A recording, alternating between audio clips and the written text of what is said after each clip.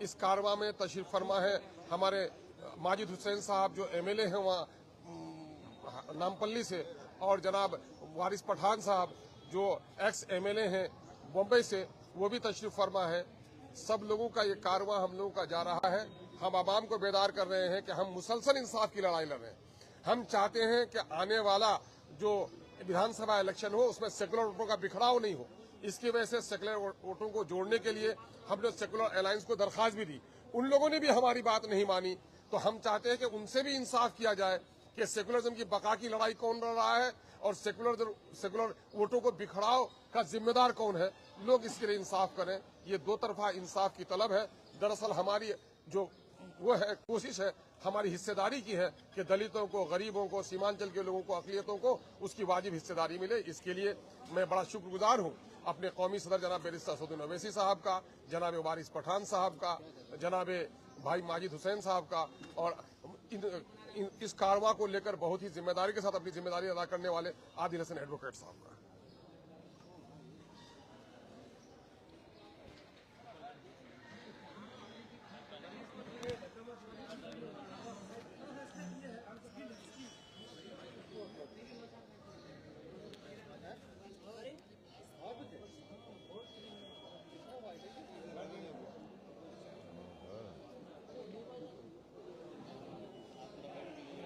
चलिए, आपको कुछ पूछना है तो पूछ लीजिए। डुगडुगी बजा करके लेटर लिख करके आप लोगों के द्वारा गठबंधन में शामिल करने की मांग की गई,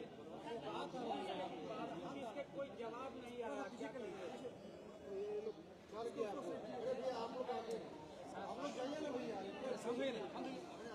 खामोश रहिए ना भाई, एक साथ रहिए आप लोग।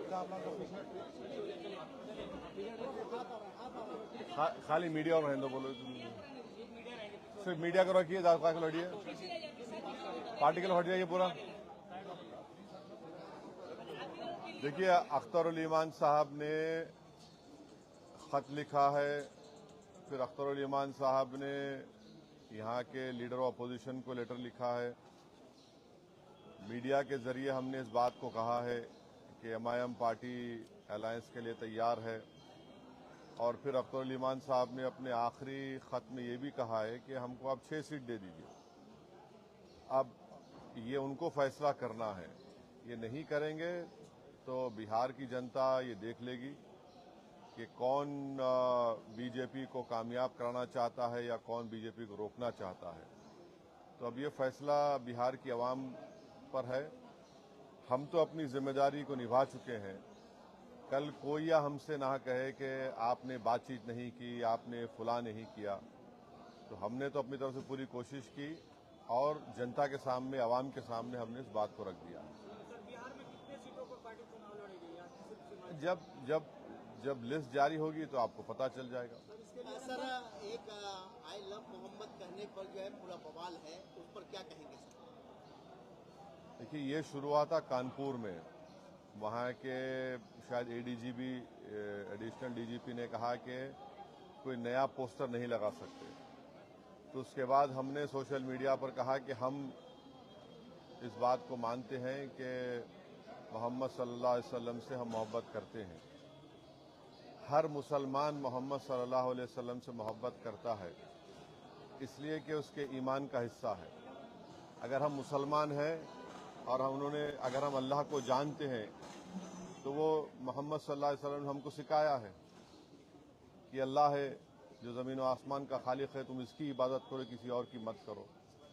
हमको उन्होंने बताया है कि तुम्हारा ईमान उस वक्त तक मुकम्मल नहीं हो सकता जब तक कि तुम मोहम्मद सल्लल्लाहु अलैहि वसल्लम को अपनी दुनिया की हर चीज़ ज़्यादा नहीं चाहोगे।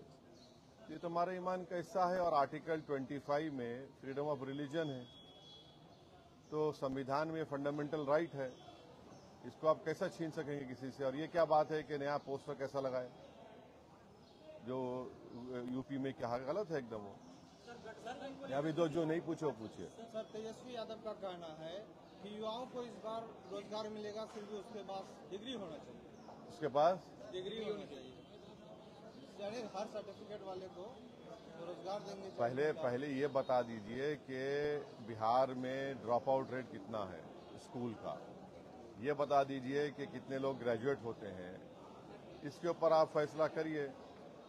डिग्री होना चाहिए तो फिर बहुत सरकारों का रिकॉर्ड भी तो सामने आना चाहिए, आएगा ना, कि उन्होंने कितने स्कूल खुलवाए, कितने कॉलेजेस खुलवाए, कितने काम करवाए। आराम से, हम कहीं नहीं जा रहे हैं, आप बारी बारी आप कहीं नहीं भाग रहे हैं, आराम से बैठे। यहाँ इस मतलब ये रैली निकाले हैं, उसका नाम इंसाफ भी रखे हैं। यहाँ शेरशाबादी की आबादी 3.5 लाख से ज्यादा है इस लोकसभा में, तो क्या शेरशाबादी को भी टिकट मिलने का कोई संभावना? बिल्कुल बिल्कुल, इंशाल्लाह जरूर। सर, तेजस्वी यादव ने जो कहा है मीडिया में प्रेस कॉन्फ्रेंस के जरिए कि उन्हें भी हैदराबाद में सीट चाहिए आपसे, तभी वो गठबंधन के लिए तैयार है। अरे भैया, आप तो इंडिया अलायंस का हिस्सा है, कांग्रेस आपके साथ है, कांग्रेस की सरकार तेलंगाना में, आप आ जाइए ना, आके उनसे सीट ले लीजिए और ज्यादा वोट लेकर जाइए, हमको कोई तकलीफ नहीं है, आप बिल्कुल आइए। कांग्रेस सीडब्ल्यूसी की आज बैठक कर रही है, अपना ताकत प्रदर्शन कर रही है। हाँ, आरजेडी को दिखा रहा है अपना ताकत। आज बैठक हो रहा है पटना में। हम अपनी ताकत दिखाने के लिए आज न्याय यात्रा शुरू कर रहे हैं, तो उनका उनसे पूछिए। महागठबंधन में शामिल होने के हाँ, महागठबंधन में शामिल होने के लिए केवल राजद का दरवाजा क्यों? और भी तो पार्टियां हैं महागठबंधन। नहीं, लीड तो वही कर रहे हैं ना, राजद ही तो लीड कर रही है, उनके साथ दूसरे पार्टियां हैं। नारा 4 के बदले 40, इसको लेकर राजद को चेतावनी तो नहीं है? अब देखिए, एक बात सुनिए, अगर आप एक बीज बोते हैं और उस बीज को जमीन में ताकतवर बनाने के लिए पूरे लोग अपना खून पसीना बहाते हैं, और जब फसल निकल कर आती है तो आप फसल को लेकर चले जाते हैं, भाग जाते हैं, आपको तकलीफ होगी नहीं होगी? तो हम अभी भी बीज बो चुके हैं, और फसल अब के बार जब निकलेगी वो यहाँ की जनता के पास ही होगी, कोई लेकर नहीं भागेगा। के बाद अब आरके सिंह भी उसी राह पर चल रहे हैं। क्या प्रशांत किशोर के बाद आरके सिंह भी अभी पूर्व केंद्रीय मंत्री हैं, वो आरोप लगा रहे हैं ये जदयू पर, अशोक चौधरी पर, जो 200 करोड़ कहाँ से आया। तो कहीं ना कहीं सर ये गठबंधन का असर नहीं पड़ा है, गठबंधन के खिलाफ ही आप कर रहे हैं। नहीं, अगर आरोप लगाए तो उनको बताना चाहिए। सर, 2020 के चुनाव में एमआईएम अपने बदौलत 5 विधानसभा की सीट जीतने में कामयाब हुई। क्या 2025 में एमआईएम इतनी कमजोर हो गई कि बार बार राजद के ऑफिस में, कभी उनके घर के पास ढोल बजाते हुए आपके प्रदेश अध्यक्ष पहुंचते हैं? ऐसा है ना, देखिए, आप लोगों को हर चीज आपको ब्लैक एंड व्हाइट नजर आती है, तो सियासत ब्लैक एंड व्हाइट नहीं होता है। सर, मजलिस पार्टी की और किस पार्टी से गठबंधन की बात की? वो अख्तर भाई बताएंगे आने वाले दिनों में। कांग्रेस के पूर्व अध्यक्ष हैं अखिलेश जी, वो आप पर बार बार कौन? कांग्रेस के पूर्व अध्यक्ष हैं बिहार के, वो बार बार आपको मोमिनल नेता बता रहे हैं। हाँ। और गठबंधन से सीधे तौर पर इनकार कर रहे हैं। उनको उनसे पूछिए कि 2008 में जब न्यूक्लियर डील हो रही थी, पार्लियामेंट में नो कॉन्फिडेंस मोशन जब लाया गया था, तो किसने खड़े होकर उस मनमोहन सिंह की सरकार को साथ दिया था? सर, 4 के बदले 24 लाएंगे, लेकिन 6 सीट का मांग करते हैं। ऐसा तो नहीं कि जो सीट आपका चले गया वही रिकवरी करने के फेरे में।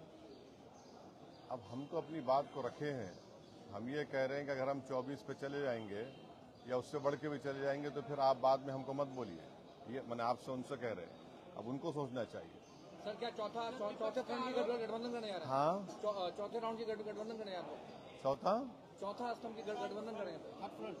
Third front? हाँ, चौथा क्या करने आ रहा, देखेंगे क्या होता, अभी बताएंगे आपको, टाइम है उसका। तेज प्रताप यादव बार बार इच्छा जाहिर कर रहे हैं सर, हाँ, ये एमआईएम से गठबंधन करना चाहते तेज प्रताप यादव। अरे अल्लाह उनको अच्छा रखे, खुश रखे, सेहत दे उनको। सर, विपक्ष का आरोप है जब 5 साल के बाद ही आपको याद आती है सीमांचल दौरा करने में आपने। पहले सीमांचल कोई बोलता नहीं था, हम ही तो बोले तो उनकी जबान में आ गया पूरा बात। ये पहले तो बोलता नहीं था सीमांचल, और पार्लियामेंट के अंदर, पार्लियामेंट के बाहर हम ही तो बोल रहे हैं सीमांचल के बारे में। ये लोग कहाँ बोलते हैं, इनको सिर्फ चुनाव के जमाने में सीमांचल बोलते हैं। हम तो नहीं गए, हम तो बार बार इसको कहें, 2015 से हम कह रहे हैं कि हम यहाँ पर आए तो हम कभी छोड़कर नहीं जाएंगे, और हमारा कंसिस्टेंट यही पॉलिसी रही है। सर, पिछले विधानसभा में ओबीसी मेडिकल कॉलेज का और हॉस्पिटल का भी मतलब यहाँ पे घोषणा कर दी। कोई घोषणा नहीं हुआ था, ये सब ये जो बात लोग कर रहे हैं, हम बोले कोशिश करेंगे, और कोशिश आज भी जारी है, करें, कुछ ना कुछ कर सकते हैं। सवाल ये है कि जो सत्ता में है, 11 साल सत्ता में रहे, उनकी भी तो अखलाकी जिम्मेदारी बनती है। एक परिवार में दो मुख्यमंत्री बन गए, कोई दूसरे पास एक मुख्यमंत्री 10 साल 12 साल रहे, उन्होंने क्या किया सीमांचल के लिए? सर महिला वोटर बहादुरगंज के जो आपके गद्दार विधायक थे, वो अभी एक पोस्टर फेसबुक में एक पोस्ट कर रहे हैं जो खुद को पढ़ा लिखा बता रहे हैं और आपके जो कैंडिडेट है उसको अनपढ़ बता रहे हैं। तो जो तौसीफ आलम साहब को अनपढ़ बता रहे हैं, जबकि राजद के जो मुख्यमंत्री पद के लिए वो मतलब लड़ रहे हैं, वो खुद 8 पास है, तेजस्वी यादव। क्या कहेंगे? क्या कहना क्या है आपकी? आप जो बात कही थी मैं क्या कहूँ? सर सीमांचल के बाहर सिर्फ ढाका ही चुनाव लड़ेंगे कि और भी विधानसभा? हाँ, सीमांचल के बाहर ढाका ही चुनाव लड़ेंगे कि और भी विधानसभा चुनाव लड़ेंगे? नहीं, बराबर लड़ेंगे। और कुछ है? जनता एमआईएम को वोट देती है, लेकिन उसके जीते हुए पार्टी दूसरे पार्टी में चले जाते हैं, तो सर कैसे लोग विश्वास करेंगे कि एमआईएम को वोट दे, फिर इस बार नहीं पलट जाएगी दूसरी पार्टी में? नहीं, जिन लोगों ने धोखा दिया उनके साथ जनता नहीं है। जनता ने उनको वोट नहीं दिया था, जनता ने सीमांचल और एमआईएम पार्टी को वोट दिया था। और हमारी पूरी कोशिश होगी कि अब के बार ऐसे लोगों को हम अपना उम्मीदवार कैंडिडेट बनाएंगे जो इंशाअल्लाह पूरा भरोसे पे उतरेंगे। सर आपकी पार्टी के ऊपर लगातार एलिगेशन लग रहा है कि पैसे के बल पे टिकट दिया जाता है। अच्छा, इस बार क्या सर पैसे के बल पे टिकट दिया जाएगा या जमीन से उठा हुआ नेता मिलेगा? पैसे के बल पे तो इल्जाम लगता है चुनाव के जमाने में। क्योंकि सर जो गए 4 गए उन्होंने लगाया। लेकिन अब एक बात सुनिए, एक साहब ने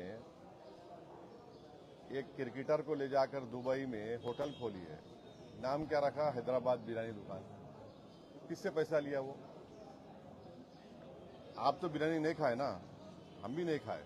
सर न्याय यात्रा के तहत क्या दबाव की राजनीति होगी? वोटर अधिकार यात्रा जिस तरह निकला राहुल गांधी का, या फिर और? नहीं, यात्रा है, इंसाफ की यात्रा है, उसमें हर मुद्दा हर मसला सामने आएगा। इंसाफ की वसूल के लिए, इंसाफ के हासिल करने के लिए तो सब बात करेंगे हम। सर ये महिला वोटर है, आपको बहुत हाँ, मैं महिला पूछ रहे हैं। वालेकुम सलाम। सर तीसरा जो मोर्चा बनाएंगे, क्या लगता है कितना असर डालेंगे एनडीए और महागठबंधन पर? देखिए, ये वक्त बताएगा। हम जहां पर हम चुनाव लड़ेंगे पूरी ताकत के साथ लड़ेंगे इंशाअल्लाह। सर महिला वोटर के तरफ जो है, जो पहले भी आपको वोट पसंद करती है, लेकिन इस वक्त जो है तेजस्वी यादव भी माई बहन योजना लाके खड़ा कर दिया है। इधर सीएम नीतीश कुमार भी जीविका दीदियों को राशि भी दिया है। तो आपके कहीं न कहीं महिला वोटर पर सिंहमारी सीमांचल में हो रहा है, क्या कहेंगे? कुछ नहीं होगा इंशाअल्लाह। हमारी इज्जतदार माँ और मैंने हमारे साथ थी और इंशाअल्लाह हमेशा हमारे साथ रहेंगे, तो कोई असर नहीं पड़ने वाला। सर एक बार तेजस्वी को किशनगंज की जमीन से क्या संदेश देना चाहिए? जो संदेश देना था हम बोल चुके आपके सामने।